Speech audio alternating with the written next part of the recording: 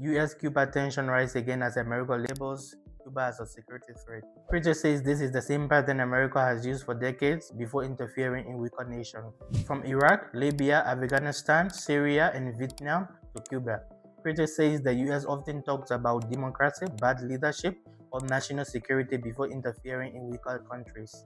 But years later, many of those nations remain poorer, unstable, divided, or trapped in conflict after foreign intervention. US Secretary of State Marco Rubio says Cuba is becoming a growing security threat again, reviving tensions that many believe ended within the Cold War.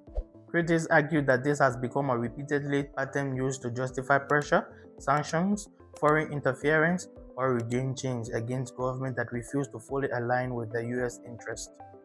Cuba, however, accuses Rubio of lying about Iceland and falsely presenting Cuba as a threat to justify aggression and pressure against the country. In Venezuela, critics accuse that sanctions, political pressure, and foreign involvement worsen economic suffering, while ordinary citizens continue paying the price.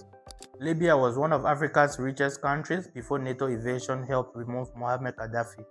But today, the country remains deeply unstable. Iraq, Afghanistan also suffer years of wars, destruction, poverty, and displacement after US-led invasions. Now, many people are asking whether American interventions bring more disaster than peace to weaker nations. Critics also argues that powerful countries often target nations because of strategic interest, resources, influence, or geopolitical control, presenting it as democracy and human rights. For how long will powerful nations continue interfering in weaker countries, while international organizations remain silent or divided?